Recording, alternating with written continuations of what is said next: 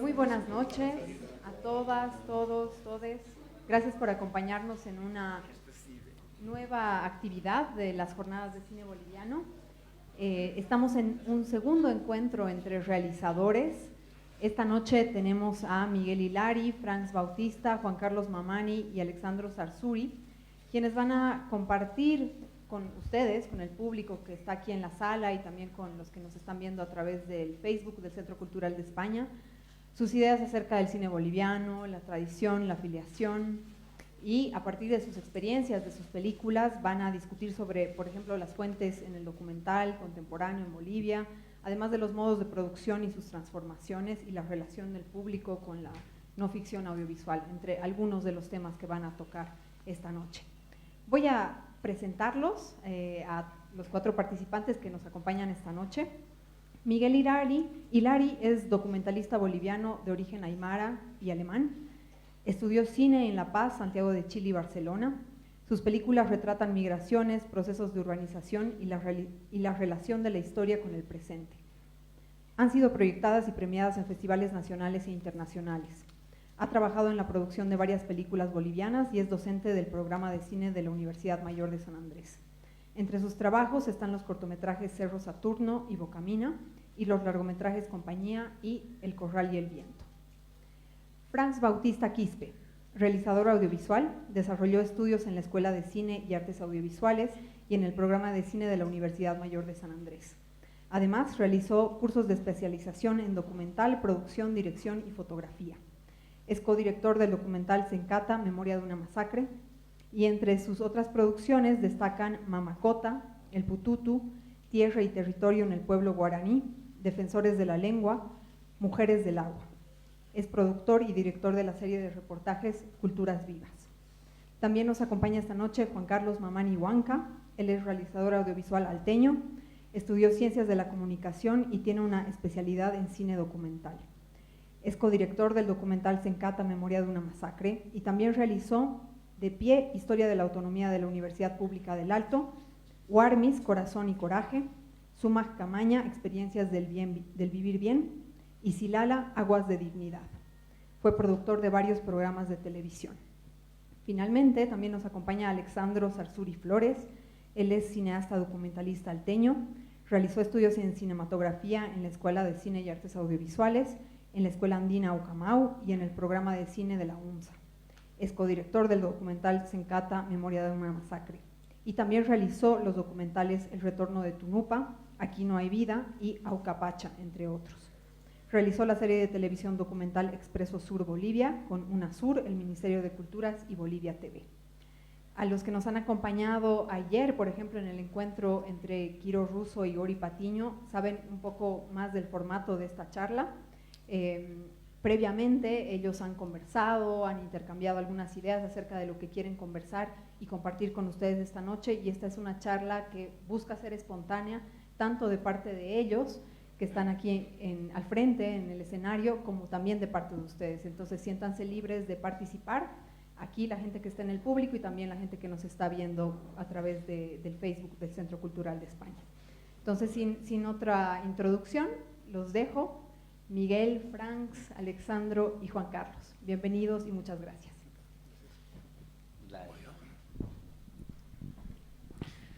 Bueno, buenas noches. Gracias, Mari Carmen, por la introducción, la invitación y este espacio que creo que el formato que han planteado este año nos parece muy interesante, digamos, llegar a intercambiar ideas, ¿no?, a través de un diálogo, no solamente entre nosotros, sino también con el público que está acá.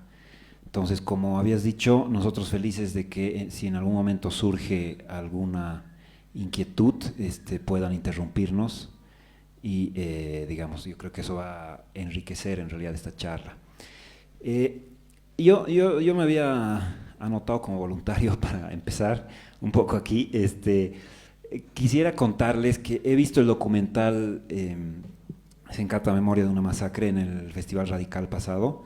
Y para mí ha sido un hallazgo bien importante, porque yo creo que es un documental que no hace concesiones. Entonces, su intención es que las o sea, hacer un retrato de las personas que han muerto en la masacre de Sencata, el 2019, y no se desvía de ese tema. Entonces, van a ver, si es que no lo han visto, les recomiendo mucho que sí lo vean. Van a ver relatos de los familiares que nos pintan a estas personas que han muerto, digamos, en ese acontecimiento.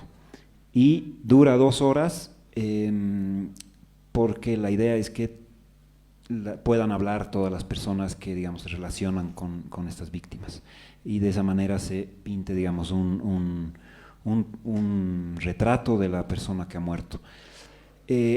Nos han contado en esa proyección que había una proyección previa, planeada, en alguna institución pública,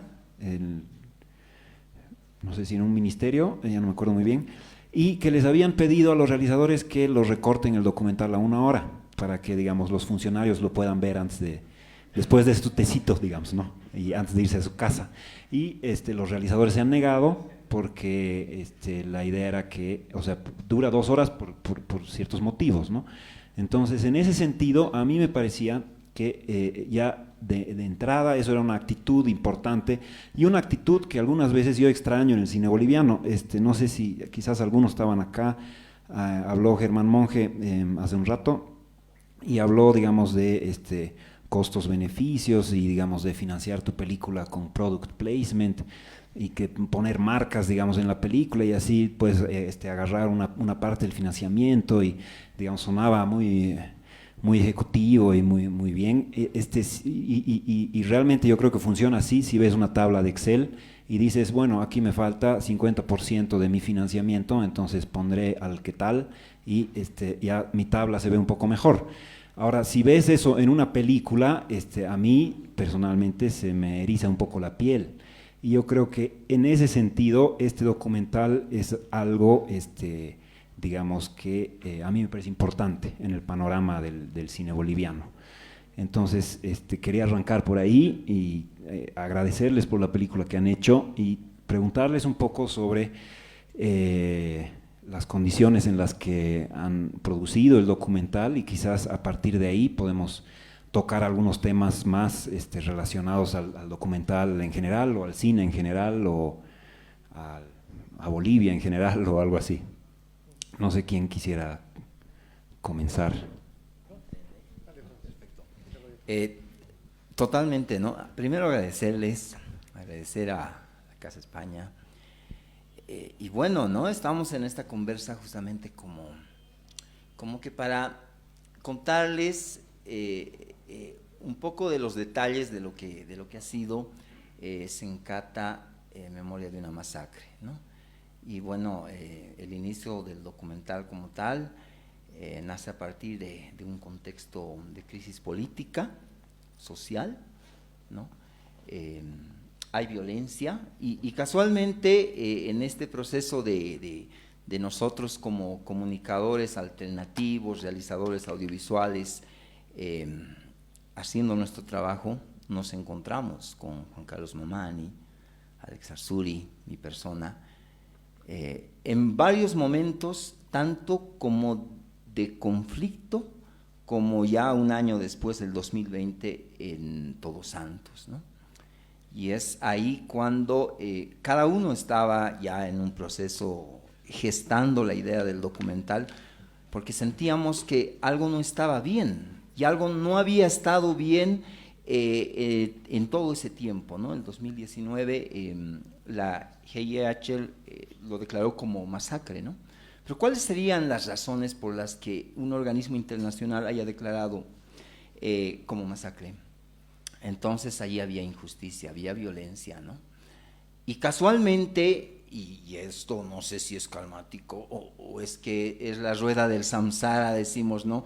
Que va y vuelve las cosas, que el 2003 en el Alto, igual inmediaciones de Sencata, por sacar combustible, y en la autopista masacraron gente, murieron 68 personas. De las 68 personas nos hizo un proceso, el presidente de ese momento se fue en helicóptero, en avión creo, y bueno, nunca se hizo justicia. 20 años después, no exactamente 20, 18, 19 años después, se vuelve a dar, ¿no? Un escenario nuevamente de crisis política y vuelve a morir gente. Y vuelve a morir gente casualmente de la misma ciudad y de la misma zona, ¿no? Y el comportamiento externo de los medios y de todo el aparataje que había afuera era de invisibilizarlo, ¿no? Y eso pasa en Latinoamérica y había pasado en Bolivia el 2019. Frente a todo ese contexto y a todo ese escenario, nosotros nos vimos, yo creo que el compromiso y el oficio del realizador audiovisual es ese, ¿no? Uno se pone a hacer, uno agarra la cámara porque, claro, tú tienes una vocación también y un compromiso también. Y en esa línea uno dice, bueno, a ver, yo como, y fue el caso de Juan Carlos, del Alex, ¿no? De decir, bueno, a ver, hay que retratar y hay que mostrar esto, y hay que denunciar esto, y hay que interpelar al poder desde la imagen audiovisual, ¿no? Y hay que interpelar a la historia también, ¿no? A la memoria colectiva. Entonces, esas razones nos han juntado y nos han llevado, ya Juan Carlos antes estaba haciendo una compilación para la GIH, ¿no? Eso ya tú lo contarás. Sí. Y convergimos en eso, ¿no? Y en la esencia misma de converger en denunciar esto, en interpelar al poder, en interpelar a la historia y cuestionar, ¿no? Dijimos, bueno, hagámoslo, pero lo vamos a hacer, como tú decías, Miguel, sin concesiones, ¿no? Sin una línea ahí que nos pueda filtrar. Este documental, por eso es larguísimo, diría yo, porque es en primera persona, primero, no hay que poner eso claro, no está clásicamente trabajado en el argumento, en las herramientas del relato, como decimos ahí en las aulas, sino que más bien es un documental cronológico, yo diría que es un dispositivo documental, ¿no? Cronológico, que busca testimoniar, interpelar y molestar, ¿no? Y creo que esa es la función de una parte del documental, no vamos a hablar por todo el documental, ¿no?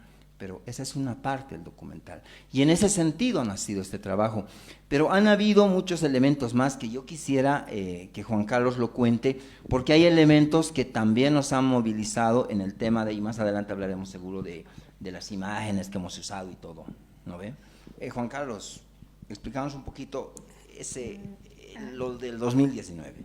Hola. Bueno, para responderle un poco a Miguel y entrar un poquito en el tema del documental, él menciona que no hemos dado concesiones con respecto a la duración del documental. Dura exactamente 2 horas 13 minutos. Entonces, es un documental muy largo, ¿no? Larguísimo. Y claro, llama la atención en épocas que estamos, bueno, en la dinámica de las redes sociales, los videos duran segundos, ¿no? Estamos en una época en la que la velocidad de los medios de comunicación, de las películas, casi es imposible pensar en una película de 2 horas y 13. Claro, un poco la pregunta del Miguel es por ahí, ¿no? ¿Por qué hemos hecho eso? Y la respuesta es bien sencilla. Cuando nosotros debatimos el tema de la duración del documental, nos remitimos directamente para qué hemos hecho el documental. Y ahí va un poco lo que habíamos conversado con las víctimas de Sencata, que son los heridos, los detenidos y los familiares de fallecidos, ¿no? Y la idea fue hacer un documento audiovisual, ¿no? Un documento audiovisual que les permita a las víctimas, en ciertos escenarios que no son el país, poder explicar lo que ellos consideraban que estaban sufriendo como una violación de derechos humanos, lo que después es confirmado por una comisión internacional de expertos de derechos humanos, ¿no? Entonces esa es la razón, es decir, no hemos querido hacer una cosa de 30, 40, no, dijimos que tenga el tiempo que permita explicar lo que las víctimas, los protagonistas de esos días puedan explicarlo de manera, bueno, de manera que se entienda, ¿no? Bueno, muchos no han visto el documental, me temo que de repente casi ninguno. El documental, así para hacerse una descripción, ¿no? Porque nos van a escuchar hablar un poco del documental. El documental tiene 3 partes. Una que le hemos llamado antecedentes, otra que es el día en sí, el 19 de noviembre, lo que dice Franz, un poco lo cronológico, y lo que le hemos llamado, bueno, lo que le llamábamos en términos de producción un poco, quiénes eran los fallecidos. Tiene 3 partes, ¿no? Tuvimos problemas con el antecedente porque, miren, no podíamos explicar lo que sucedió en 2019 sin entrar en los antecedentes.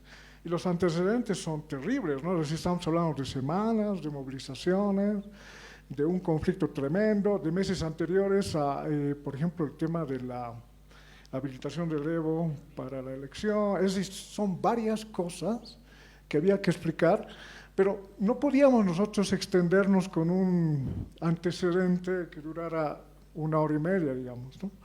Tenía que ser un antecedente que dé los detalles, pero que tampoco haga que la gente se pierda, ¿no?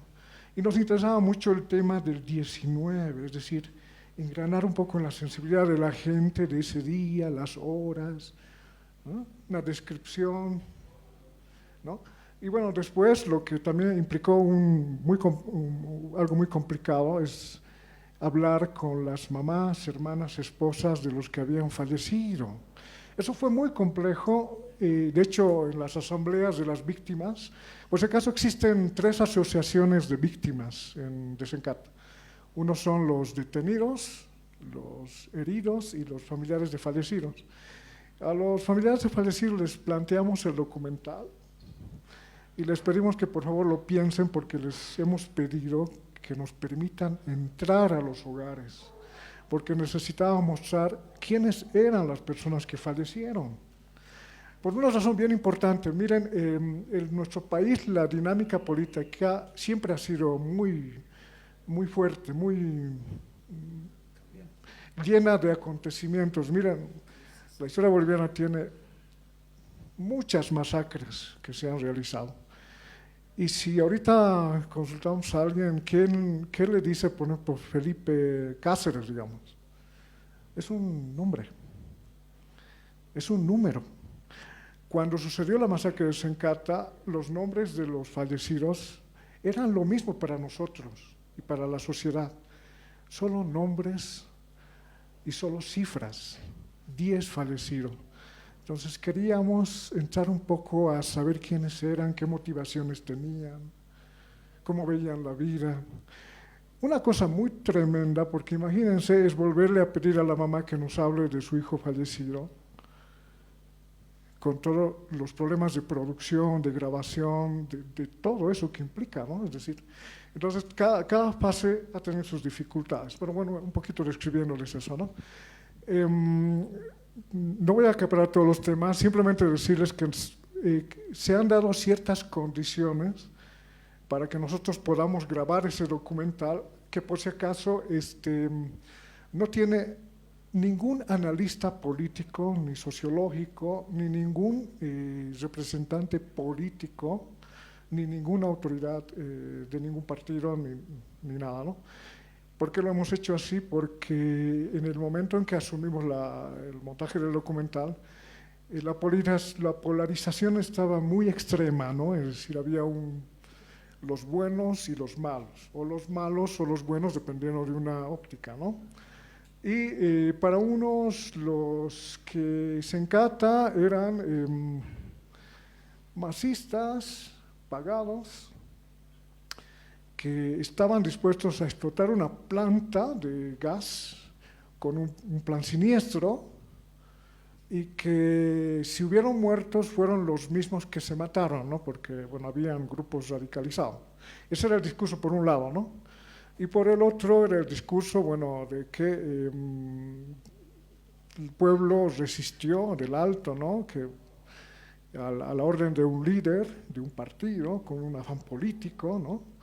Un poquito más y gente que simplemente escucha una orden y se va, ¿no? La cuya reina, que ahora, bueno, es muy mediática, nos decía en ese momento, decía, ¿quién sale para hacerse matar? Por más que esté, digamos, indignado por una situación. Nadie, ¿no? Le molesta una situación política, sales y me voy a hacer matar, vas a pegar un tiro. Nadie. Entonces, son estas un poco las motivaciones que nos impulsaron, digamos, a buscar qué es lo que había detrás de las víctimas en ese día. Obviamente ha habido un trabajo de investigación y bueno, ahí el Franz un poco va contando. Cuando se dio la masacre, uno de nosotros estaba recolectando los videos que salían en YouTube, en Facebook. Por si acaso el documental, si tiene fuerza en las imágenes que va contando, es porque la gente ha grabado lo que ha sucedido. Y creo que ese es un detalle muy importante porque debe ser como la primera masacre donde la gente se filma, ¿no? Va filmando y en algunos casos las va guardando como una prueba de lo que vio y no lo mostró porque había un poco la persecución, ¿no? El gobierno de ese momento estaba buscando, ¿no?, a quién culpabilizar y mucha gente guardó sus videos y no los sacó. Otra gente los subió, pero también desaparecieron, pero hubo mucha gente grabando. Tanto que en el momento del montaje, cuando la gente nos decía algo, decía yo vi caer a él, o yo vi la bala de ahí, cuando se buscó las imágenes, se encontró esas imágenes. Por eso es que cuando uno ve el documental, ve un documental absolutamente documentado desde las entrevistas de la gente que ha participado y con respecto a las imágenes que uno va viendo, ¿no? Es un poquito para contarles, ¿no? No quiero acaparar la palabra, creo que sería bueno que vayamos contando. Alex, ¿no? Sí. Bueno, a mí me gustaría un poco contarles y bueno, dialogar, ¿no?, sobre las motivaciones, ¿no? Ese documental, digamos, emergió, a mí me parece, a partir de la indignación, ¿no?, de lo que estaba sucediendo en el país. Una situación donde afloraron muchas contradicciones, muchos desconocimientos mutuos, ¿no? Se generaron estigmatizaciones de un lado a otro. Aspectos que uno podría decir, en otro contexto se podrían solucionar aceptando las diferencias, pero estaba mediado por procesos de violencia, ¿no? Y a la par también ese evento, ¿no?, que creo que nos marcó a todos en esos años, hubo, ¿no?, un manejo comunicacional que generó, digamos, ¿no?, un discurso, como también lo hubo antes. O sea, yo creo que no es que uno se pueda asumir en términos de una dicotomía, digamos, ¿no?, entre lo bueno y lo malo, ¿no? Hay una relación de uso de la imagen desde el poder para construir relatos. Y lo que yo en lo personal sentía era el relato que se estaba construyendo negando una parte de Bolivia. O sea, de repente el otro, digamos, la horda, que fue el concepto que se manejó en ese momento, estaba oscureciendo una parte de la población con una historia cultural muy rica, de organización, de debate, de acción colectiva, que se había mostrado no solamente en el Distrito 8 del Alto, sino en toda la ciudad del Alto, ¿no? Entonces, era esta tensión que dividía al país, ¿no?, y que generó estos metadiscursos, estos relatos que legitimaban un orden social. Eso a mí en lo personal, desde lo cotidiano, me pareció muy indignante, ¿no? Porque nosotros, bueno, yo en ese momento no tuve la oportunidad de ir a registrar, que es como una especie de interpelación como trabajador del audiovisual, como cineasta, digamos, ver cuál es el rol que tengo, ¿no? O sea, sabemos que nosotros tenemos que contar historias, nuestras historias tienen que emocionar, pero había elementos que nos interpelaban más allá de ese rol que estábamos cumpliendo. Un poco para poner énfasis en términos de las motivaciones. Lo otro, me parece, era lo que dice Carlos, y es muy vital, digamos. Se trataba de hechos muy cercanos, muy vividos, donde había personas que relataban lo que les habían acontecido, ¿no? Quizá nosotros, y eso a veces termina uno deshumanizando lo acontecido a partir de datos, ¿no? Son 80 muertos, tantos heridos, y es una cifra abstracta. Y nos interesaba ver qué había detrás de esa cifra, qué personas estaban ahí, qué madres habían perdido a sus hijos, qué hermanas habían perdido a sus hermanos, cuáles eran las circunstancias de esas personas a las cuales se les había estigmatizado y además que el país entero no los conocía. No conocían esta consigna de que querían hacer explotar una planta de gas y a partir de eso, claro, se volvió un discurso hegemónico, ¿no? Y yo creo que en esa tarea nos hemos juntado, nos hemos ido vinculando, visitando, digamos, ¿no? Yo recuerdo algunos momentos en los cuales teníamos que venir caminando, ¿no? Desde Sencata, porque era tiempo de la pandemia, a veces también era un tema de impulsar un proyecto de bajo costo, ¿no? Porque no teníamos ningún fondo, ningún presupuesto para impulsarlo. Pero en esas jornadas se platicaba sobre lo que estaba ocurriendo en el país, ¿no? Y yo creo que en ese proceso se fue moldeando digamos, ¿no? la decisión de documentar, ¿no? De mostrar esta memoria, ¿no? Colectiva de compatriotas que habitan en esa parte y que habían sufrido un sistemático plan de aniquilamiento, digamos, ¿no? Porque si uno revisa el informe del CGI, no fue un enfrentamiento digamos, ¿no? Entre fuerzas policiales o militares y civiles, ¿no? Vinieron cuerpos de élite, entrenados, estamos hablando, digamos, ¿no? De las tropas de Sanandita, que son gente profesional, entrenada con una estrategia definida. Entonces, eso fue indignante, nos impulsó un poco sobre todo en el caso de Carlos y Franz, digamos, ¿no? A generar estas alianzas, pedir permiso, que es una metáfora de decir, bueno, ¿cómo podemos visibilizar esta historia, ¿no? Y fue en esa construcción con los familiares y todas las personas que habitan en esa zona, aunado también, yo creo que hay que reconocerlo, ¿no? A, digamos, esfuerzos colectivos, ¿no? Como los que hay, como está Intipaxi, que hay una hermana que nos ayudó poderosísimamente. Y a partir de eso el proceso se fue gestando, ¿no? Fue recuperación de archivos, lo que dice Carlos, ¿no? Buscar dónde están esos archivos, esas imágenes que puedan narrar más allá del relato oral, de lo que se está contando. Y bueno, contar una historia en dos minutos 15 o 10 fue un proceso, me parece muy complejo, porque son muchas horas de grabación donde hay relatos muy intensos, hay testimonios muy desgarradores, que no son gente que está contando externamente a lo que ha acontecido, sino activando la memoria para narrar los eventos en los cuales ellos han participado. Y había que construir un relato, primero, que permita no excluir a nadie, ¿no? Eso creo que vamos en algún momento a hablar sobre las formas de producción, pero la idea era que todos estén representados en ese documental. Entonces se armó por bloques narrativos, quizá formalmente hay una predominancia en términos de lo que ocurrió un día y después, por decir algo, el 11 de noviembre y luego el 19, pero ya un poco para finalizar mi intervención, son como eventos que articulan situaciones, ¿no? La muerte de una persona narrada por distintas personas, contada visualmente por distintos ángulos de celulares que registraron ese evento. Y así se fue narrando, buscando, digamos, no que la imagen suplante al relato, ¿no? Sino que dosifica la información, que interpele al espectador principalmente, eso me parece fundamental. Y en esa construcción, bueno, llegamos a las 2 horas y cuarto, lo cual incluso en un primer corte eran como 3 horas, tuvimos que seguir viendo la forma porque también es cierto que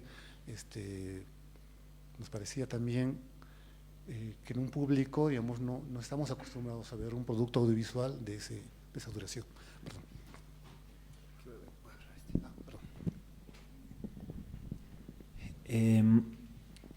Yo quisiera poner énfasis en una cosa o dos cosas que han surgido ahorita y es, digamos, la importancia que puede tener una imagen, ¿no?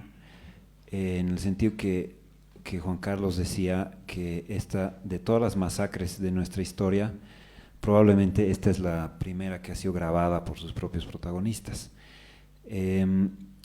Yo, al igual que a los compañeros, creo que los hechos del 2019 han sido muy duros en ese sentido, en el cuestionarte cuál es tu rol como cineasta en una sociedad en la que, digamos, las matanzas son normalizadas, ¿no?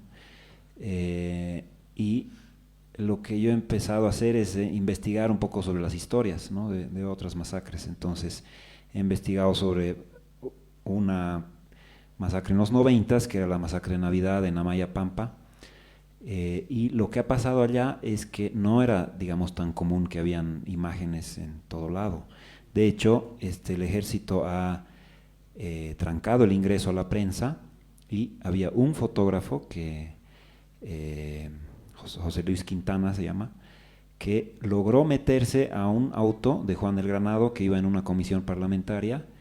Digamos que él, o sea, los militares habían autorizado el ingreso del carro de la comisión parlamentaria y el fotógrafo se había colado en ese carro. Y entonces por eso hay algunas imágenes que este fotógrafo había sacado aquella vez en un día después de la masacre, ¿no? Pero digamos era en los 90s más sencillo para el ejército cerrar la tranca, dejar a la prensa afuera y listo, digamos, ya no había imágenes de lo acontecido, ¿no? Eso en este caso no es así porque la gente ha grabado con sus celulares y yo creo que eso es algo que muy, muy fuerte y muy interpelador, digamos, se podría decir, ¿no? Al final, ¿qué son esas imágenes? ¿Qué significan para alguien que trabaja con imágenes, para alguien que hace cine, ¿no? Yo creo que no puedes, en ningún momento de esos pueden ser imágenes que te dejan indiferente, ¿no? Y también otra cosa que ha surgido, hace un rato me estaba comentando Juan Carlos, y me parecía una historia,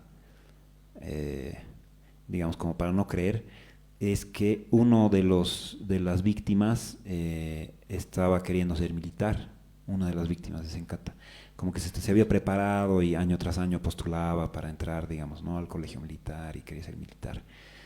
Y bueno, los militares han acabado con su vida. Pero ese tipo de cosas yo creo que surgen cuando uno entra y se empapa, digamos, de la realidad, ¿no? Y es quizás una imagen, el chico que quería entrar al colegio militar y que luego es baleado, que uno no se imagina, digamos, no es que eso sea la imagen que te creas antes, digamos, que escuchas víctimas de Sencata, los muertos, qué sé yo, ¿no? Entonces, yo creo que eso es también una de las potencias del documental como género, ¿no? El hecho de que uno al entrar en las situaciones, digamos, que te da la realidad, muchas veces encuentras imágenes que no te hubieras podido imaginar antes o que no los hubieras escrito en algún guión, ¿no? Sino que son cosas que son encuentros. No sé, por ahí, quizás por ahora mi intervención. No, y bueno, igual, ¿no? Ustedes pueden decirnos y plantearnos, pero yo quería comentarles un aspecto que ha sido clave también en el proceso mismo de recolección de las imágenes, y una cuestionante que seguro a ustedes como a nosotros nos surge, ¿no? Mucho de este registro que decía Miguel, ¿no? En Amayapampa, Capacirca, o me atrevo a pensar en la masacre de San Juan, ¿no? En tiempos aquellos en los que la virtualidad y las redes sociales y los celulares no eran tan accesibles como para generar imagen y sonido, la complejidad de hacer un documental en esas circunstancias sobre esos hechos, definitivamente muy difícil, casi imposible. No, en este caso, el trabajo ha sido quijotesco, sí, porque además los mismos las mismas víctimas nos pasaban, ¿no? Te voy a pasar su material bien guardado. Ese material hoy día nos permite pensar, y yo les lanzo, ¿no?, la cuestionante, nos permite pensar en la imagen hoy, ¿no? ¿Cómo vemos la imagen hoy, no? Hoy día todos podemos producir imagen, todos podemos a partir de esa imagen relatar, retratar, describir algo, ¿no? Pero ¿cuál es esa función? En el caso nuestro, la función de esas imágenes que estaban en las redes sociales y después que desaparecían, porque yo volví al link y ya no estaba, ¿no? Pasaba que ha sido materia prima para desarrollar buena parte del documental y para respaldar esa parte del relato.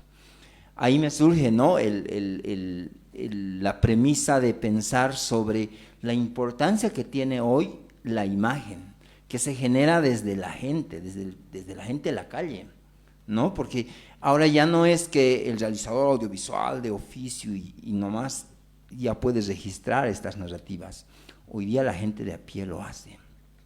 Y esa es la imagen que más valor tiene, porque es una imagen de repente que no va a ser visibilizada, no va a ser puesta en los medios de comunicación hegemónicos, como ha pasado el 2019 aquí, pasa en el Perú y en Latinoamérica pasa, para que vamos a detallar si ya es de conocimiento general, ¿no?, que los medios de comunicación ya han tomado una hegemonía y un punto central, ¿no? La imagen ahora es hegemónica, hay una imagen hegemónica.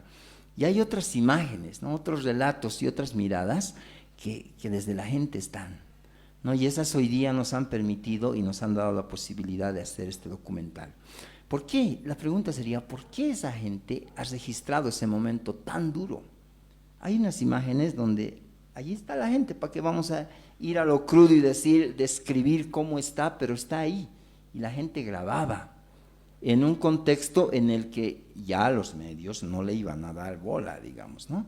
Entonces, ¿cuál es la importancia de esa imagen pública, esa imagen de la gente de a pie, ¿no? Que seguramente ha sido semilla y buen elemento para la argumentación en el documental que hicimos, pero hoy día eso nos abre, ¿no?, la posibilidad a reflexionar sobre una imagen también que, voy a insistir en eso, Juan Carlos, ¿no?, que es nomás periférica, pues, ¿no?, que no va a ser difundida, que va a ser estigmatizada, que no va a ser, ¿qué te digo?, no va a ser noticia, ¿no?, frente a otra imagen que es hegemónica, ¿no?, que construye relato, estética, espectáculo y entretenimiento, ¿no? Entonces, ahí están esas imágenes que seguramente todos también de alguna manera los tenemos, pero los tenemos porque algo nos interesa, ¿no? Y ahí sería interesante para los que estamos en el oficio del audiovisual entender y pensar, ¿no?, de que este oficio ahora de contar con imágenes ya no es solo nuestro, hermano, ¿no? Ahora ya es algo de todos, todas, y que esos relatos están ahí. Y seguramente sobre eso hay que pensar el documental ahora, ¿no? Una partecita del documental, por lo menos, en ese escenario. No sé, a ustedes les lanzo. Bueno, un poco volviendo a los temas, los temas que nos han propuesto van también en esta línea, ¿no? Dice, por ejemplo, el diálogo de su cine con un tiempo actual en Bolivia, dice, ¿no? El cine como archivo y memoria. Miren, lo que nosotros hemos encontrado con el trabajo del documental que le contamos es, bueno, lo que la gente va grabando. Es decir, y no solo en Bolivia, creo que en el mundo, el tema documental, porque el documental es que vas grabando las cosas de la realidad, ¿no? Es decir, ya ha cambiado, ¿no? Porque la gente tiene posibilidad de grabar. Y los realizadores tenemos la posibilidad de que esos registros tengan una coherencia a partir de una explicación. Ojo, una explicación. Y siempre lo dijimos, ¿no? Es decir, esta no es la verdad. Porque pueden haber muchas verdades. Estamos hablando de un conflicto, noviembre del 2019, que todavía los periodistas ni los historiadores se ponen de acuerdo para un relato común. No existe y no sabemos si dentro del mediano plazo podamos ponernos de acuerdo con respecto a lo que ha pasado, más allá de los discursos que homogenizan a las personas. Pero esta es una versión de las víctimas que grabaron con sus celulares y que tenían la necesidad de contar su versión de lo que había sucedido. Y miren, tienen toda la legitimidad para hacerlo. El gobierno de Yanine Áñez y los medios de comunicación difundieron mucho el argumento de que son, vándalos, bueno, ustedes saben, no lo voy a repetir. Y por el otro lado, el discurso político también fue homogenizando, ¿no? Es decir, estos, bueno, a partir de la defensa de, ¿no? Pero ¿qué había de fondo? ¿No? ¿Qué había de fondo? Un poco el uso de la imagen va siendo muy democrático, muy participativo. Miren, cuando nosotros registramos los videos que habían grabado del 2019, teníamos como 50 clips, algunos de 15 minutos, otros de 1 minuto, 50 segundos. Cuando las víctimas estaban en su proceso de buscar justicia, los fiscales les dijeron: nos tienes que decir en cómo ha caído tu familiar, cómo lo mataron, en qué posición estaba cuando le dispararon. Y las señoras, las mamás, ¿por qué? Cuando los cuerpos cayeron, la gente los auxilió y los movieron, los trataron de llevar a alguna posta.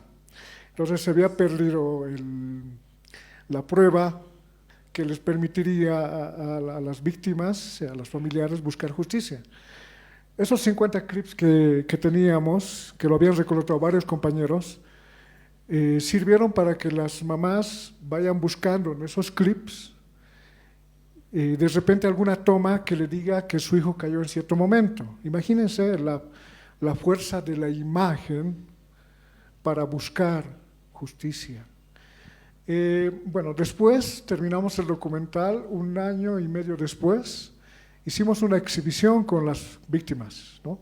Porque ese era el convenio. Es decir, hacemos este documental, nos permiten grabar, nos permiten entrar a sus hogares, nos cuentan, nos permitieron acceder a sus archivos audiovisuales.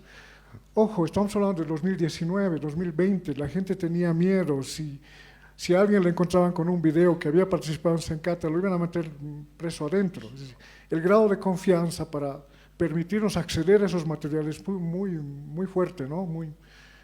Mucha confianza de las personas, ¿no? Y cuando les presentamos el primer corte, nos increparon, nos dijeron: ese documental está muy débil, muy débil. Es decir, nosotros habíamos hecho un documental un poco buscando unas formas menos contundentes para explicar la masacre, es decir, los disparos, de dónde vinieron, el dolor de recibir un disparo en el brazo, en la pierna, es decir, la contundencia de una masacre. Nos interpretaron, nos decían: está muy débil. Y de hecho tenían razón, porque el informe de los expertos de derechos humanos era mucho más contundente que el documental que habíamos hecho. Entonces, sigue siendo la imagen, la memoria, y el hecho de que los realizadores terminamos siendo un poco facilitadores de, ¿no? Es decir, porque nos van guiando un poco. Y bueno, eso se parece mucho a un cine junto al pueblo. Es decir, en Bolivia tenemos mucha tradición de realizar películas que tienen que ver con la participación de las personas, a tal punto que termina convirtiéndose en su película. Pero eso no es casual, no es una teoría, no es algo que se le ocurrió a unos teóricos del cine, ya no, es así como funciona nuestra realidad. Entonces, si el documental es como es porque ha tenido, es el producto de esos procesos de legitimación, de reapropiación, de apropiación. Bueno, algún rato espero que podamos hacer una exhibición y lo puedan ver. Es un documental muy feminista. Miren, nosotros no nos hemos dado cuenta, somos 3 directores, pero miren, mujeres reclamando, mujeres recuperando los cuerpos de los muertos, los cuerpos de los muertos como la evidencia de una masacre, las mujeres reclamando ante los militares, aun cuando sabían que los militares podían matarlos porque ya habían matado, mujeres rendiéndose, reclamando. Es increíble estas imágenes que incluso nosotros como realizadores terminamos un poco sorprendidos. Yo me sorprendo, por ejemplo, al ver un testimonio de alguien y el documental te muestra la toma de aquí, la toma de aquí y la toma de abajo, porque habían 3 compañeros que estaban grabando eso. Entonces el que habla, el que da testimonio, lo que dice tiene mucha fuerza porque hay imágenes que van mostrando eso. Entonces yo más bien pienso y me siento privilegiado de haber sido parte de un proyecto como ese, es decir, y con la responsabilidad que implica esas imágenes, ¿no? Bueno, eso. Sí, a mí me parece que el tema de la imagen está muy vinculada al tema de los archivos, ¿no? Sabemos la imagen es muy polisémica, ¿no? Y lo notamos recordando cómo se manejó también las imágenes durante esos días, ¿no? O sea, uno veía, por ejemplo, la imagen icónica de la gente haciendo caer el muro de Sencata y los titulares de los canales de televisión diciendo hordas derrumbaron, digamos, ¿no? Esa misma imagen estaba connotando una narrativa. Entonces, es muy interesante que uno pueda, en ese sentido, ya que estamos entre realizadores audiovisuales, la imagen ser un dato que legitime una narrativa. O sea, en unos días hay imágenes que son legítimas y otras imágenes que son subalternas. El hermano que grabó con su celular lo que estaban irrumpiendo las tanquetas, digamos, ¿no? Esa no apareció en los medios. Las imágenes que grabaron las hermanas mientras estaban la multitud yendo digamos, ¿no? a rescatar los cuerpos, digamos, esa imagen tampoco fue visible durante esos días. Entonces, yo creo que el valor de la imagen, y además hay que hacer una distinción entre la imagen construida desde la concepción de los realizadores, en el sentido de construir narrativas visuales, y las imágenes que tomaron la gente porque lo asumieron que era necesario testimoniar, generar un contradiscurso, aunque no lo hubieran racionalizado en ese sentido, ¿no? Pero yo creo que ahí viene el tema de desde dónde estamos contando, o sea, desde dónde queremos contar la historia. Y nuestro posicionamiento fue precisamente desde el lado de los que sufrieron, perdón, esa connotación, a veces los términos pierden la fuerza, pero los que sufrieron la fuerza del poder, ¿no? Había una distinción fuerte entre los sujetos que ejercían poder sobre cuerpos y los sujetos que, digamos, estaban invisibilizados. Y las imágenes, la imagen que grabaron, que hemos podido recuperar, narraba una visión de la realidad distinta. Y ahí también hay otro elemento que me parece que está como agendado en esta conversación, es el tema de la memoria, ¿no? La memoria viene a ser un elemento subjetivo, o sea, digamos, nosotros recordamos aquellos elementos que nos interpelan, pero también hay olvidos, ¿no? Cuando uno ve eventos que pasan, que puede ser desde acontecimientos cotidianos, uno privilegia ciertos elementos en su memoria, ¿no?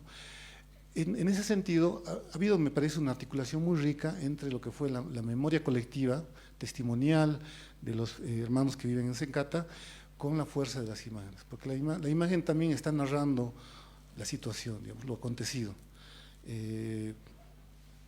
Y resignifica, digamos, ¿no? Los acontecimientos. Interpela el concepto con el cual los han estigmatizado. Yo creo que esa articulación, como cineastas, como trabajadores del audiovisual, es muy potente porque nosotros construimos narrativas, o sea, narrativas que interpelan al espectador, que lo interpelan desde sus sensibilidades. Yo creo que esa es la fuerza que cobra la imagen. En este caso, en Sencata, había siempre ¿cómo se dice? El cuestionamiento de lo ético, ¿no? ¿Qué podemos mostrar? Porque es cierto, hay imágenes que son muy duras y no queríamos generar desde la imagen como un discurso que normalice la violencia, que normalice el sufrimiento, ¿no? Sino que pueda permitir la imagen narrar aquello que el dolor de las personas no podían, porque a momentos también nuestros hermanos de Sencata se apagaban, digamos, ¿no? Porque lo que estaban contando no era, digamos, no un día de domingo, sino una incursión militar a un espacio donde los habían considerado como sus enemigos, a ellos. Entonces, me parece que hay un cóctel, digamos, muy fuerte entre lo que están narrando los hermanos y lo que la imagen también, lo que ellos han grabado en su mayoría, han contado. Y un poco para finalizar, también me parece que hay el tema de los lugares de la memoria. O sea, digamos, una cosa es lo que uno cuenta o lo que uno ve, pero estos espacios yo creo que son como testimonios, son como personajes presentes en la historia que están contando también los huecos que hay digamos, ¿no? En las divisiones de la carretera, narran, digamos, ¿no? Lo que está aconteciendo. Y nosotros quisimos también que eso metaforice, sea como signifique también, así como los murales, ¿no? Que creo que eso, si lo ven en el documental, hay pinturas con lemas que han escrito los familiares, que son, digamos, la parte silente del documental, donde queremos, digamos, ponerle rostro, ¿no? A los que han fallecido. Eso. Pues estoy con es el nuestro, ¿no?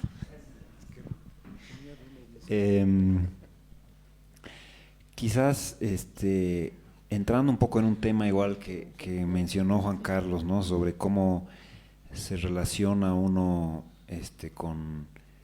con el cine del país también, ¿no? O sea, cómo es, no solamente por ahí con el momento actual, sino cuál es la relación con el cine boliviano, ¿no? Y a mí me parecía muy interesante pensar sobre la palabra los hijos.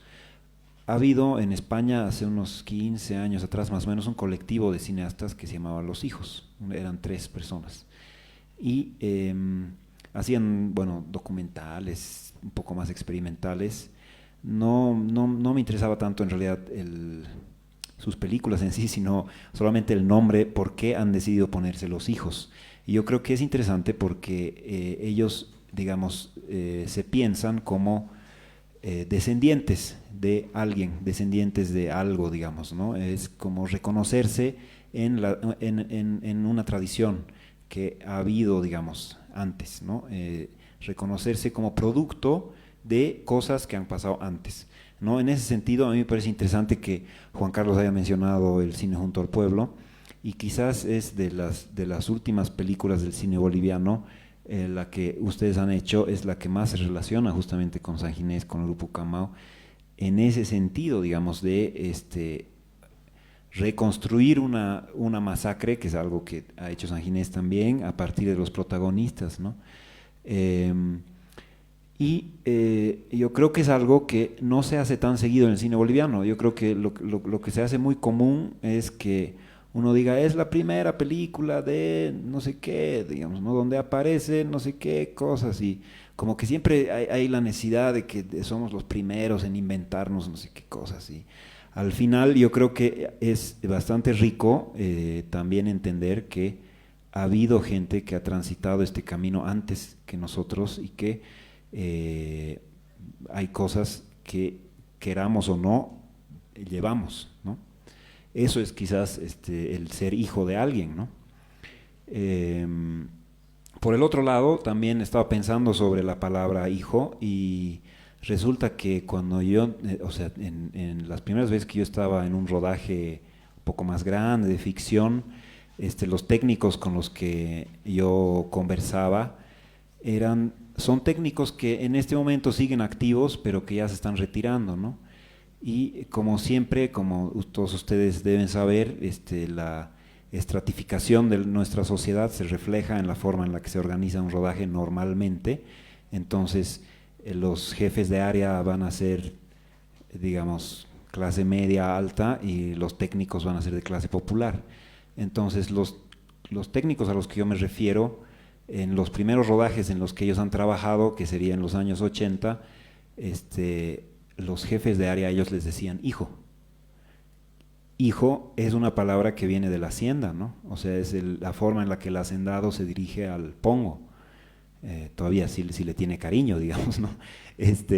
Y esa manera, o sea, seguía siendo la manera en la que en nuestro cine se daban órdenes en el set, hasta los años 80, 90, digamos, ¿no? Entonces, la manera en la que, digamos, se organiza también el rodaje es pues una manera que refleja mucho sobre nuestra sociedad, ¿no? Y en ese sentido también me parecía interesante esa palabra de hijo, porque yo creo que también nos recuerda un poco de dónde venimos, ¿no? O sea, cómo se hacía el cine que se hacía en este país. Y quizás eso también es algo que está cambiando gracias a los procesos que acaban de describir los compañeros, ¿no? De que en realidad se ha vuelto muy fácil filmar. Y quizás también es algo que influye en nuestro cine, ¿no? Más allá de que, digamos, pensemos sobre las significaciones de la palabra hijo, o cómo quizás eso vaya cambiando, digamos, ¿no? En la forma de relacionarnos en el set. Pero bueno, me parecía algo que igual es importante de tocar si es que hablamos de tradición de cine boliviano. Hay un artículo que me parece muy interesante de Marco Arnés, en el que habla de una tradición señorial del cine boliviano, ¿no? Y que, digamos, la manera en la que bueno, eso, ¿no? Como la manera en la que se hacía cine era muy parecido a la manera en la que se regentaba una hacienda. Bien, bueno, el modo de producción, ¿no? que se ha heredado, y no solamente en el cine, ¿no? Los procesos sociales, los modos de producción, las maneras, las relaciones sociales de producción se han ido también al cine, ¿no? Y entonces se ha estratificado, y como dices, se ha estratificado también que se ha puesto una línea, ¿no? Entre aquellos que piensan el cine y los que técnicamente lo van a materializar. Pero, belleza, es interesante reflexionar sobre la imagen en el cine. A mí me encantaría que tú también nos cuentes la manera de abordar imagen e identidad. Porque, y vengo con eso desde el alto, he venido pensando, porque claro, es tan complejo, ¿no? Ahora que se ha hegemonizado la imagen, el relato cinematográfico y los discursos y los modelos y modos de producción de la imagen ya están tan establecidos que a ratos hablar o hacer documental desde otra mirada es nomás un poco complicadito, ¿no? Digo, porque o uno no lo van a ver, o es que el otro es que lo van a estigmatizar. Entonces ahí hay un elemento que quisiera que nos cuentes, querido, imagen, identidad. ¿Cómo tú lo has trabajado en Bocamina también, no? Sigo yo entonces. Bueno, en Bocamina lo que me parecía interesante, y quizás hasta va relacionado un poco con lo que venimos hablando sobre el documental que han realizado ustedes, es que a mí me interesaba cómo las imágenes nos configuran, o cómo las imágenes hacen que nuestras mentes funcionen de cierta manera, ¿no? Entonces, lo que yo he hecho en Bocamina, o sea, es un corto que tiene dos partes, ¿no? En la primera parte se trata del trabajo en la mina en el Cerro Rico de Potosí, y en la segunda parte yo he visitado algunas escuelas llevando esas imágenes, o sea, llevando imágenes antiguas, ¿no? Y me interesaba filmar las reacciones de los niños a esas imágenes. Y lo que pasa es que o sea, son imágenes, digamos, no sé, como la Virgen Cerro o la descripción del Cerro Rico de Berrío, que son cuadros coloniales, pero también habían algunas fotografías de inicios del siglo XX. Y los que normalmente van a hablar de estas imágenes van a ser estudiosos, van a ser gente que estudia historia del arte, o sea, o gente que, digamos, empieza a hablar de que del contexto histórico en el que ha surgido esta imagen, etcétera, ¿no? Y a mí lo que me parecía más interesante era mostrarles esas imágenes a las guaguas y ver qué cosa pueden decir ellos sobre esas imágenes, ¿no? Y resulta que no es tan diferente de lo que diría un intelectual o un historiador. O sea, de hecho se parece mucho, ¿no? Como que dicen, esta es la Pachamama, ¿no? Que es la Virgen María, y luego en el cuadro de la descripción de Potosí empiezan a buscar sus casas y dicen yo vivo aquí, pero esta escuela todavía no existía. Entonces, esa manera, digamos, de encontrarse a uno mismo en imágenes antiguas, yo creo que es algo que a mí me interesa mucho. O sea, porque como pude ver al realizar ese corto, es que las imágenes, digamos, es como si vivieran, digamos, dentro de nosotros, ¿no? Y configuran la manera en la que vemos las cosas, la manera en la que pensamos sobre ciertas cosas. Y hay una cita muy linda de Agnes Varda sobre los paisajes, ¿no? Ella decía que si la abrieran a ella, si abrieran su cuerpo, adentro habrían paisajes, ¿no? Y a mí me parece una imagen muy, muy poderosa, ¿no? O sea, digamos, pensar que hay paisajes que van a vivir dentro de ti y que de alguna manera configuran tu manera de ver el mundo, ¿no? Entonces, eso es algo que a mí me interesaba mucho en este corto, y creo que al final, quizás sin entrar tanto en reflexiones teóricas sobre la imagen o sobre los paisajes que nos gobiernan, simplemente también me parecía interesante ver a los niños hablando sobre cuadros, ¿no? Eso, digamos, ya como en un nivel más plano, ¿no? En lo primero que puedes ver en la imagen, eso ya me parecía interesante. Y quizás, bueno, eso como les decía, yo creo que de alguna manera eso se relaciona al trabajo de ustedes, porque creo que también es un trabajo que habla mucho de imágenes que ya han sido producidas antes de que ustedes empiecen el documental, aunque es más inmediata la relación, ¿no? O sea, las imágenes son del 2019 y ustedes han empezado a hacer el documental, no sé, el 2020, y digamos recopilar las imágenes, etcétera, ya ha sido 21, ¿no? Y digamos hay una inmediatez mucho más grande, pero de todas formas es encontrar estas imágenes y ver qué significan, ¿no? Y creo que en eso es algo que yo por lo menos pienso que me relaciono muy bien, o que digamos me familiarizo, digamos, con esa práctica, ¿no?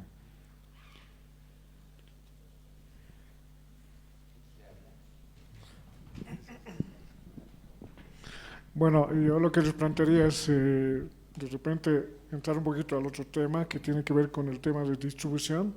Bueno, leo un poco y de ahí van surgiendo las preguntas. Igual nos gustaría que nos interrumpan. La idea es que esto es un diálogo, ¿no?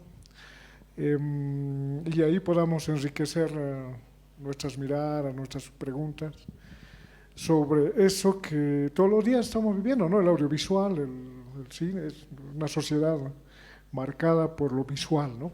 Bueno, dice, entonces hemos hablado un poco del diálogo de su cine con el tiempo actual en Bolivia, el cine como archivo de memoria, y bueno, nos estamos dando cuenta que en la actualidad que estamos, el hecho mismo de que produzcamos imágenes todos, si tenemos la posibilidad de grabar con nuestro celular, esto va moviendo muchas cosas, ¿no?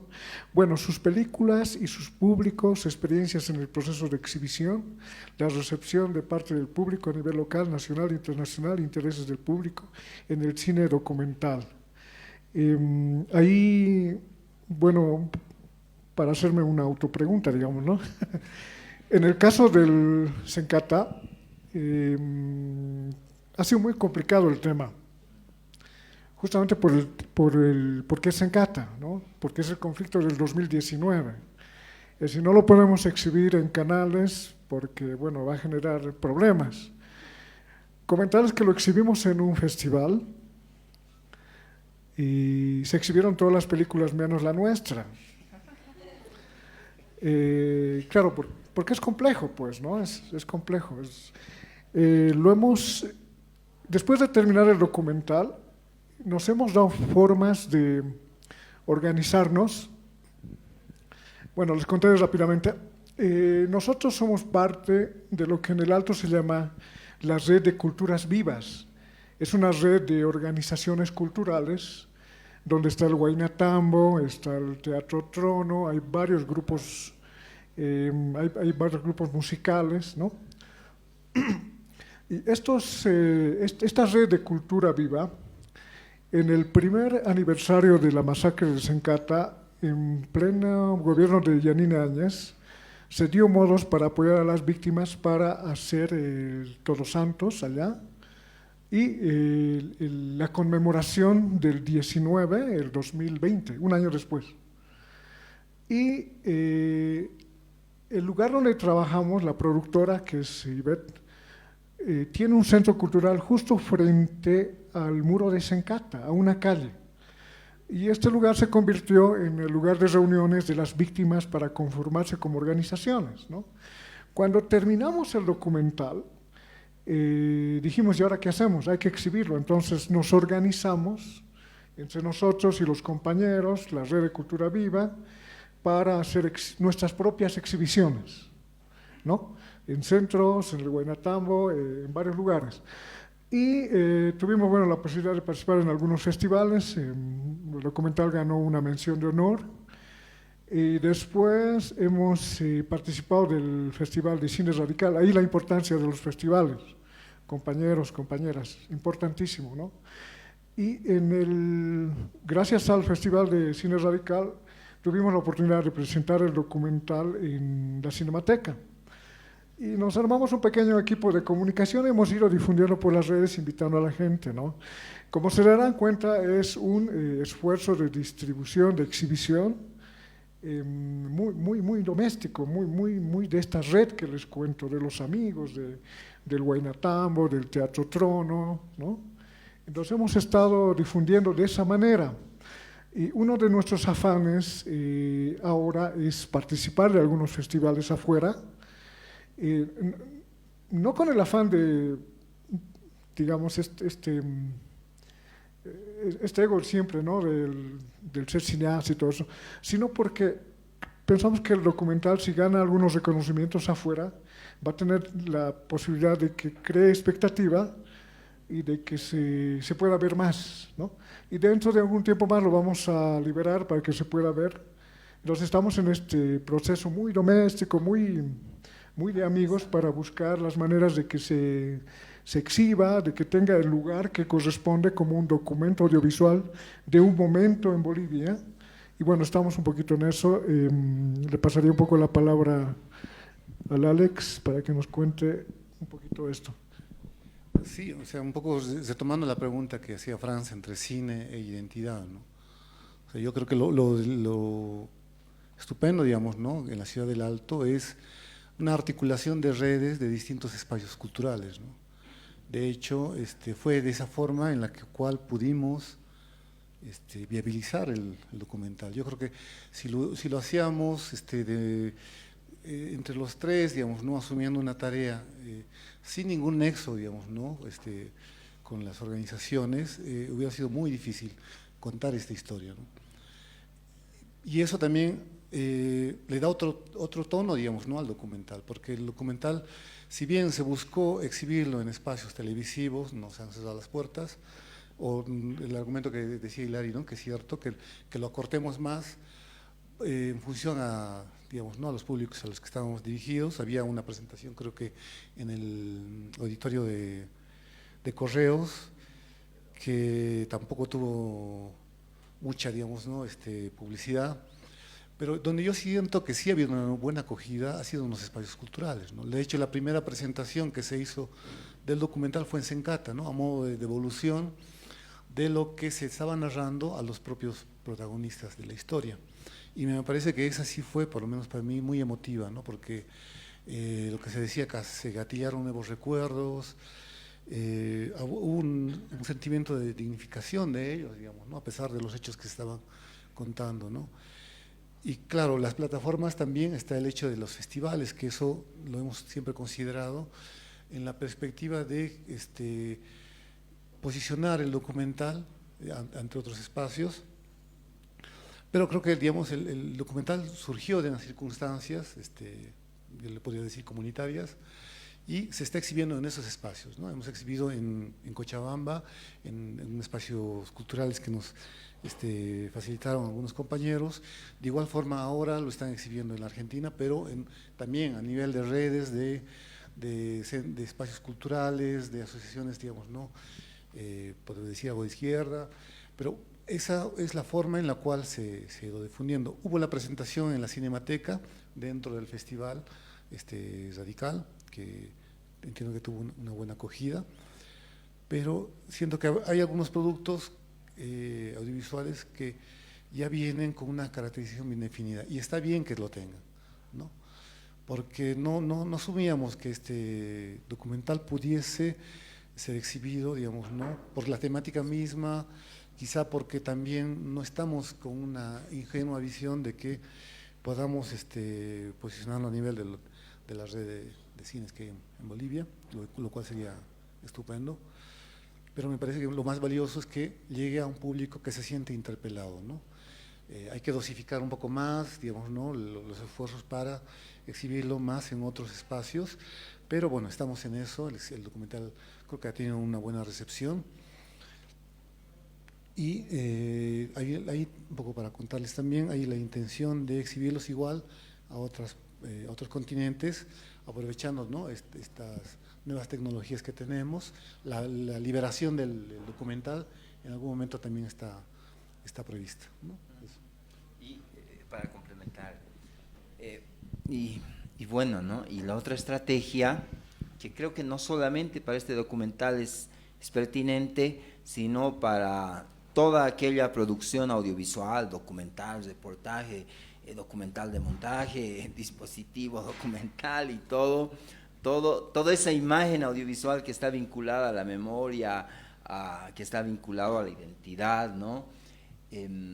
Creo que tiene una tarea, ¿no? Y en ese sentido tenemos una tarea, y es la de, siento yo, llevar, ¿no? Hacer trabajo hormiga, porque lo hegemónico no es lo que les hemos contado, ¿no? O sea, no nos va a transmitir, ¿no?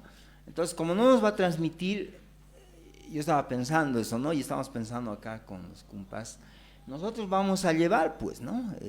Lo llevaremos el video pero no solo pensando en festivales, sino a escuelas, ¿no? Tal vez ese es el lugar, y en eso comparto lo que Alex dice, ¿no?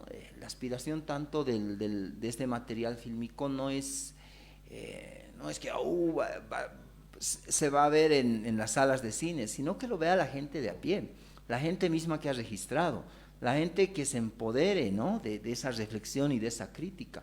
Considero que para nosotros que estamos en el oficio de la imagen, del audiovisual, lo más que retribuye es que la gente de a pie lo vea, ¿no? Entonces, en ese sentido, asumimos que la imagen social, la imagen histórica, la imagen de memoria y reflexión es de la gente nomás, ¿no? Y entonces tal vez no va a estar en salas, pero también es nuestro trabajo el llevarlo y compartirlo y difundirlo. Ese es el lugar, ¿no? Ahí nació la imagen, por ejemplo, en el caso de Sencata, Memoria de una masacre, nació entre las calles y en la movilización, y como producto terminado tiene que seguir en las calles movilizándose. Creo que ese es el mayor sentido, ¿no?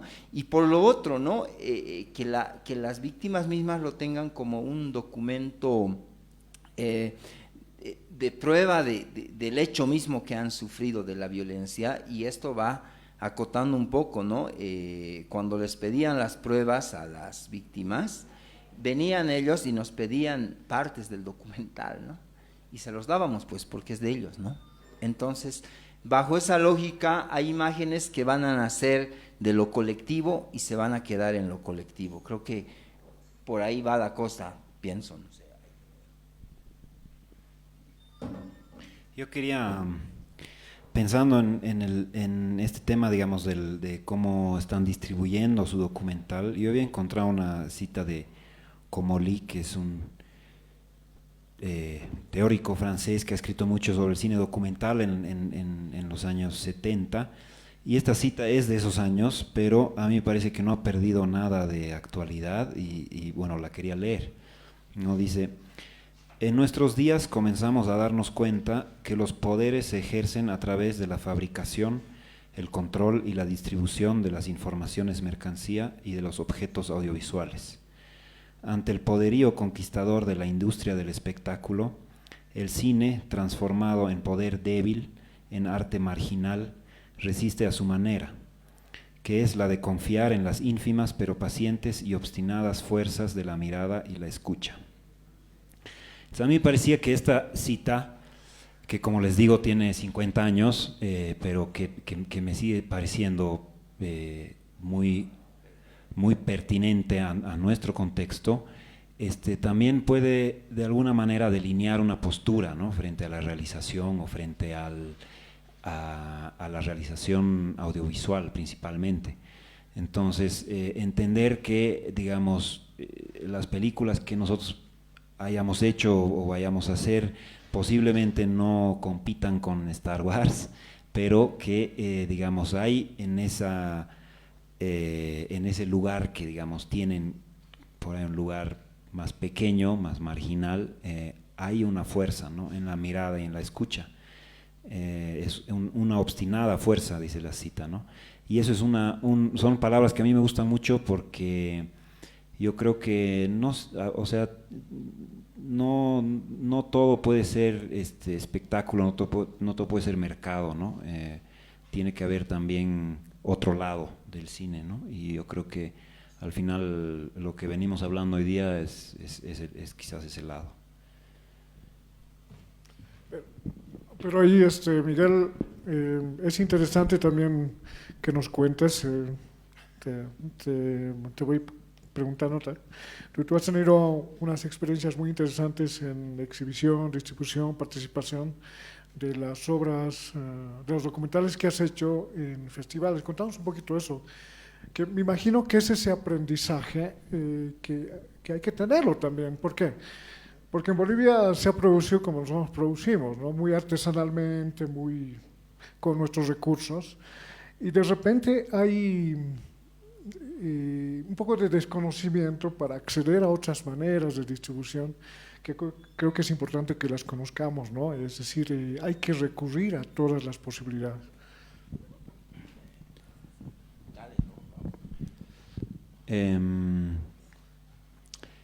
Lo que pasa es que yo creo que de alguna forma los festivales tienen una gran utilidad, como tú mismo has mencionado hace un rato, que creo que además de proyectar películas, muchas veces son puntos de encuentro, ¿no? Entonces se encuentran gente que está haciendo cine y que de alguna manera encuentran afinidades, ¿no? Y eso puede ser muy valioso, no solamente en el sentido de financiar una película, sino más que todo en el sentido de encontrar compañeros, digamos, ¿no? Gente con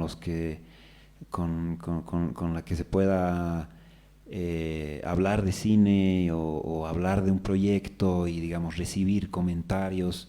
Yo creo que eso muchas veces hace que un proyecto crezca, y yo creo que de hecho es una gran suerte la que tienen ustedes de estar sentados aquí entre tres realizadores. Las veces que yo he intentado codirigir, eso no ha funcionado tan bien.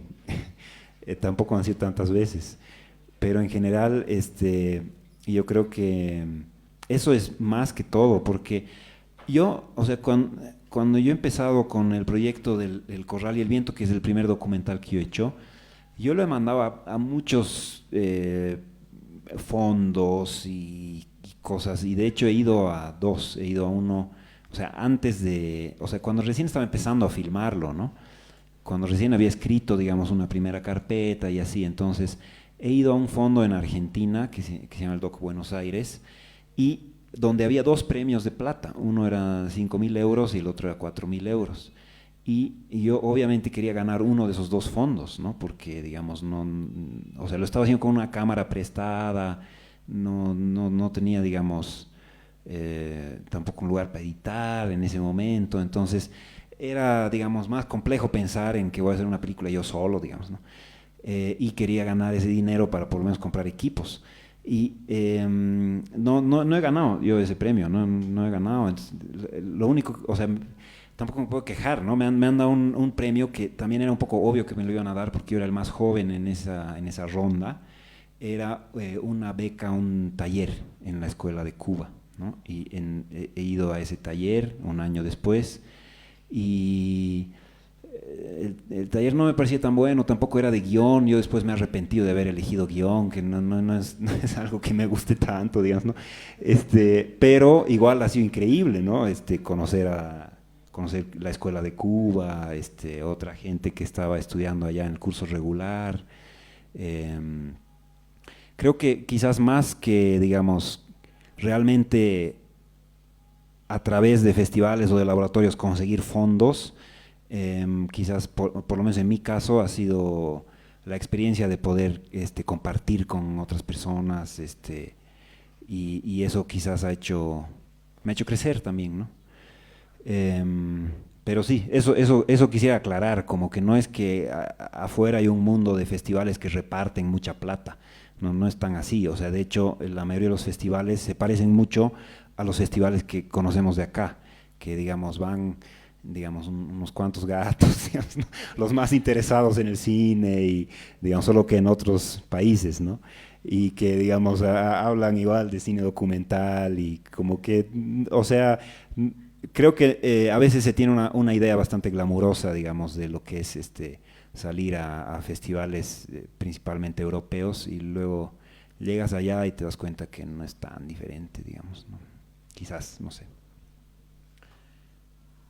Bueno, el tiempo se nos está acabando. Yo quiero invitar al público a preguntar, porque tenemos como 10 minutos más, entonces capaz 2 preguntas. Sí, buenas noches y feliz día del cine a todos, compañeros, amigos y queridos también amigos. Y bueno, preguntarles, yo veo ya apellidos que son de Altiplano Norte, Altiplano Sur. Sarsuri, por ejemplo, me imagino que es de la provincia de Pacajes, descendiente de allá. Entiendo que el sentimiento de hacer un documental en Sencata podría producirse, pero de repente desde solo centrarse en Sencata, un poquito nos vamos viendo solamente ese punto de vista, ¿no?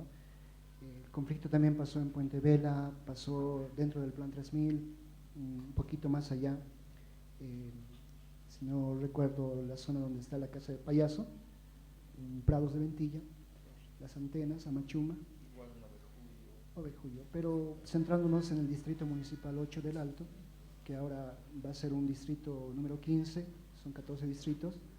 En ese sentido, un ejemplo, el año 2003, que hasta ahora no se ha solucionado, no se sabe quién y quiénes son los que han disparado las balas perdidas. Es decir, hay una persona lavando ropa en una lavandería y su guagua y aparece un disparo, ¿no? Cosa que también ha sucedido en 2019. La política es sucia, pero para hacer un documental es muy delicado, muy complejo. Seguramente al momento de la reproducción de cierto documental no se ha dejado, porque evidentemente podríamos ver un tipo de punto de vista solamente de 3 cabezas. Entonces hay tanta gente y es la discusión, me imagino que entre 3 cabezas es complicado, ¿no? Decidir qué va a ir, ¿no? Y hablando con la gente, el sentimiento mismo, seguramente ahí había un representante de derechos humanos como el señor David Inca u otros que se han partido en 3, estaba presente también ciertos gobiernos, pero es complicado en el sentido jurídico, en el sentido de persecución, ustedes el cuidado. Es decir, si alguno de nuestros compañeros presenta un documental que dé otra respuesta o genere tal vez unas pruebas en el momento, nos complicamos por el gobierno actual. Es decir, el gobierno sale y es seguro que se va a presentar otro tipo de documental, ¿no? Alguien se va a animar y lo va a hacer. Supongo que ahora es algo muy complicado, son 3 realizadores, Bautista, Juan Carlos, de aquí, Alexandro, también sé que un compañero nuestro de Alexandro ha estado participando y he podido apreciar cómo ha discursado el documental que él ha hecho en todo el conflicto que ha vivido y un poco de su historia, de cómo le han dado respuesta a la entrevista o a la forma de dialogar con las personas.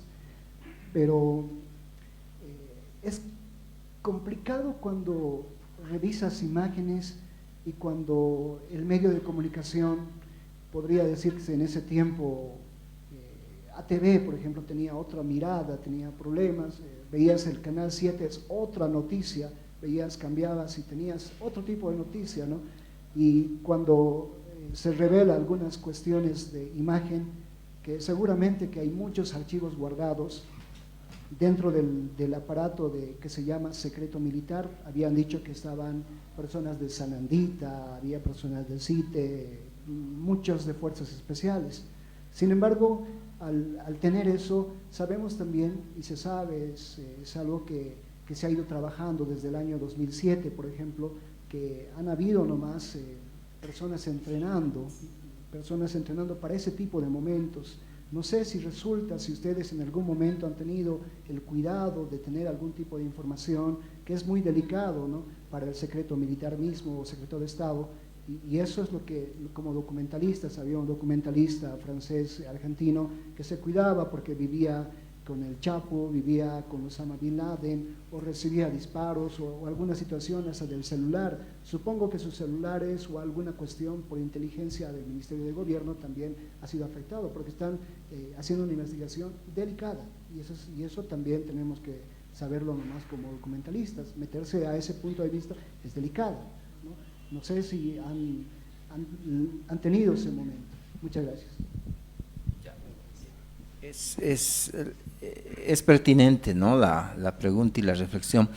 Por un lado, el proceso mismo, ¿no?, de realización ha sido colectivo, como decíamos, y claro, ¿no?, el proceso es colectivo porque la motivación para nosotros era clarísima, ¿no?, y es indignación, ¿no?, y cómo con esta indignación, desde el oficio, acompañamos a nuestra gente, ¿no?, a mi pueblo. En ese sentido, ha sido unánime, ¿no?, y orgánico. Por eso mismo podemos afirmar que este documental, este fílmico material que se ha desarrollado entre los tres, pero también bajo la mirada, el aporte y la reflexión de las asociaciones. Ahora, es pertinente también aclarar de que el documental, después de que las asociaciones se han peleado y toda esa onda, había que definir, ¿no?, habían relatos encontrados, y este es un tema delicado que no es muy pertinente hablarlo, pero sí hay que mencionarlo, ¿no? Por un lado, había gente que estaba hablando de fraudes, ¿no? Por el otro lado, había gente que hablaba también de masacre, ¿no? Entonces, se había politizado el tema, y ustedes recordarán que el 2021 el tema fue ultra mega archipolitizado por unos 20 días, creo, ¿no? En todo lado estaban los hermanos de Sencata, igual de Ovejullo, porque se estaba escarbando y se estaba trabajando, pero desde una mirada muy política. Nosotros fuimos claros con las tres asociaciones y fuimos claros con toda la gente que trabajó este documental en decirles que el tema y la dimensión ideológica y política no es de interés de este documental. El interés central de este documental, voy a ser más tajante en decir, no nos interesaba ni lo uno ni lo otro, nos interesaba el clamor de justicia, el dolor de la gente, porque hay un antecedente histórico.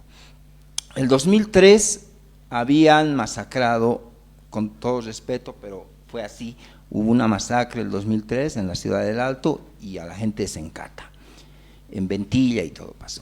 Y ahora, 18 años después, pasó lo mismo. Entonces, yo tenía 22 años, el 2003, ya he agarrado edad y sigo viendo masacres en mi pueblo, ¿no? Entonces, yo como realizador audiovisual estoy pues en la obligación de indignarme y aportar también. ¿no?, frente a la hegemonía del otro discurso. Eso debe estar clarísimo. Entonces en el documental no se va a encontrar, digamos, de un ladito o del otro ladito. Por eso es en primera persona de las víctimas, ¿no?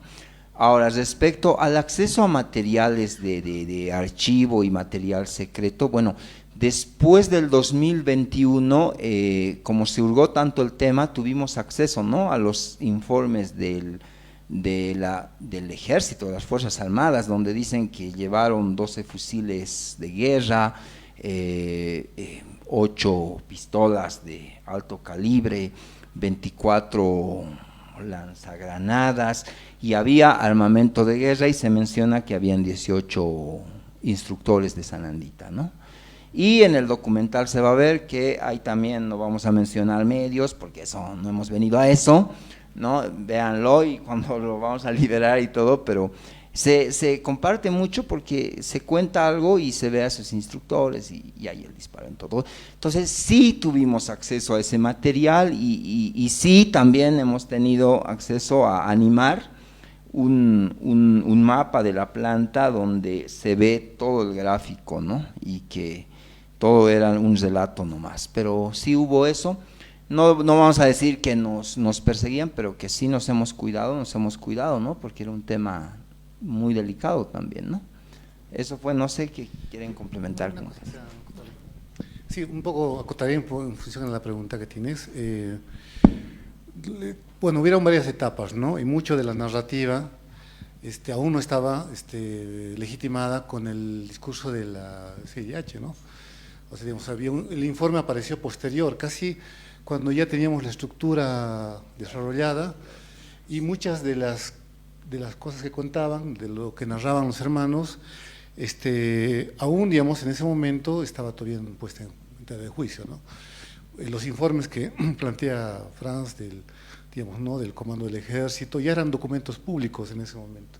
Ya uno podía encontrar en la página del Ministerio de Justicia varios informes, no solamente el que decía quiénes han desplegado, qué armas llevaron, no, sino también incluso informes de balística, digamos, ¿no? Eso ya en ese momento era para nosotros una fuente vital, pero aún no estaba el informe de la CIDH, o sea, digamos, ¿no? Bueno, el punto es que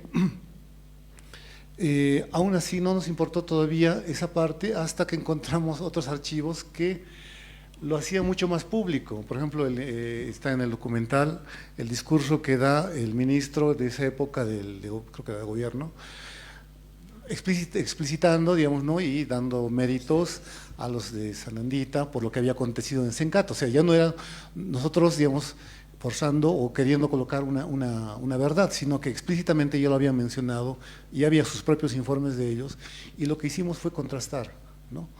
Contrastar lo que en ese momento los medios decían, lo que los documentos planteaban y los testimonios de las personas. De modo que estábamos sugiriendo a que el espectador saque sus conclusiones. Y evitábamos, y en ese sentido creo que Franz lo planteó, no asumirlo como un documental político en el sentido de encumbrar, digamos, ¿no?, un discurso que legitimase un área, porque muchos documentales se han hecho sobre Sencata donde se invisibilizan, ¿no?, la voz de las personas que estuvieron ahí.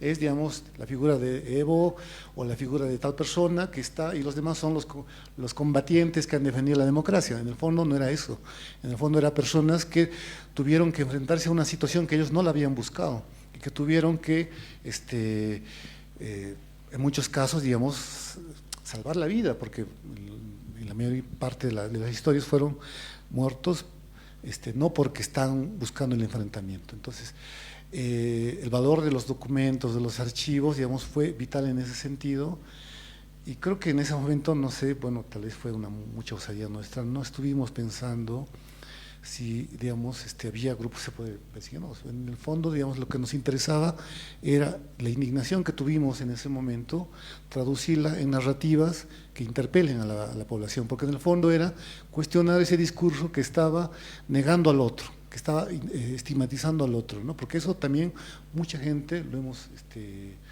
o sea, lo asumió, digamos, ¿no?, como una verdad válida, ¿no? Eso. Sí. A ver, para hacerlas rápidamente. Adelante. Bueno, lo que yo quería comentar es que yo había visto otros documentales de El coraje de un pueblo y otros así, ¿no? Pues entonces yo era muy joven, Ucamao, y son documentales en un país que hablan de la historia de Bolivia, donde hay mucha violencia, la violencia perdura ahí. Bien, lo que quiero ahí es que los jóvenes, digamos, de aquí a futuro no van a saber realmente lo que ha pasado. Como en el caso mío, El coraje de un pueblo. Yo tuve que investigar personalmente. ¿Por qué ocurrió esta tortura, matanza en las minas, las masacres de las minas? El tema es amplio, aquí no puedo dar una conferencia grande, aparte de escrito, porque la historia dice una cosa, porque la dice. La historia, por ejemplo, de la pérdida del mar, fue un mal, desde mi punto de vista, fue un mal manejo del gobierno en su momento, como el caso del Silala. Se puede sacar un buen partido. ¿Ah?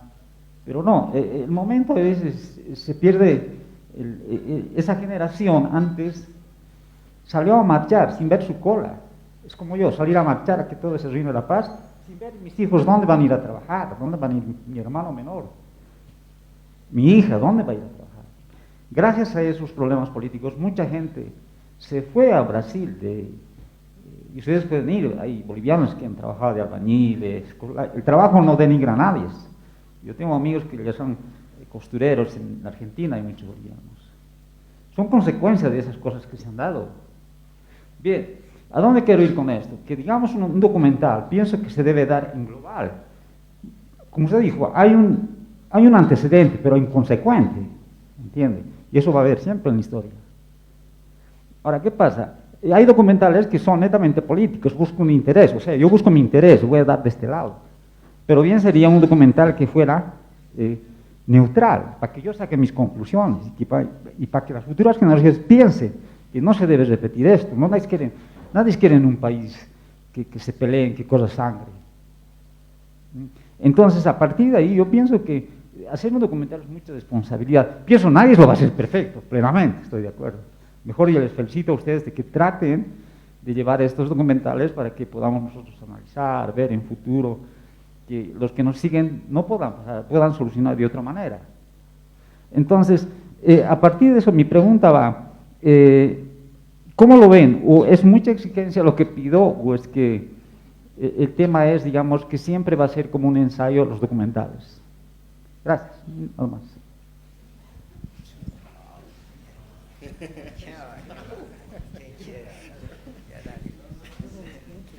No, es así breve, ¿no? Contundente la pregunta en términos de que, y creo que siempre va a ir en esa línea, ¿no? De un ensayo permanente, porque el documental en su esencia misma está vinculado, como decían aquí los compañeros, ¿no? A la memoria, a la identidad, a esos procesos tan propios del ser humano, y son experimentaciones permanentes, ¿no? Y son miradas interpeladoras frente a algo, ¿no? Y siempre nos pasa algo. Y voy a eso, ¿no? Siempre va a ser un ensayo, parece que sí, ¿no? Si la realidad no cambia, parece que sí. Por lo menos en mi contexto, ¿no? En el Alto, ya van 2, ¿no? No sé si la tercera es la vencida, no sé, alguien dirá, no, falta 1, pero yo pienso que hay que nomás seguir luchando, bregando, interpelando. Y en esa línea yo te diría, ¿no? Es importante hacer cine documental de entretenimiento, hay que hacer ficción, pero también hay que hacer de la otra, ¿no? Que quiere decir hacer también cine que interpela, que cuestiona y que molesta, inquieta, ¿no? Nos vamos a alargar. ¿Quién quiere decir algo más? Una última intervención y ya. Sobre el tema del ensayo, y yo creo que más bien es algo muy lindo lo que acabas de decir, y yo me identifico con eso. O sea, yo creo que es un ensayo constante, ¿no? Cada película, y más bien lo mejor que puede ser una película es que luego puede ser una más, ¿no? Es lo mejor en realidad lo que te puede pasar con una película, que te permita luego hacer otro ensayo, digamos, ¿no? Y yo creo que en cuanto hagas una obra perfecta, una obra maestra, y se terminó, ¿no? ¿Para qué vas a seguir haciendo cine? O sea, digamos, si ya tienes algo hecho que está perfecto, entonces ahí la dejarías, ¿no? Yo creo, o sea, ahí te retiras, digamos, ¿no? Y más bien yo creo que el chiste está un poco en que también hay un crecimiento de documental en documental, de obra en obra, de película en película, y siempre también respondiendo a una realidad que va cambiando. Entonces sí, pues yo creo que no se deja de lado ese carácter de ensayo que estás diciendo. Bueno, muchas gracias, Franks, Migu, Alexandro, Juan Carlos. Es una charla realmente rica. Muchas gracias por participar, por animarse a hacer este formato. A ustedes, al público que nos están acompañando desde la tarde. Mañana tenemos las jornadas desde las 5, las sesiones académicas, y en la noche tenemos una clase magistral. Los y las esperamos a todos, todas, todes. Buenas noches.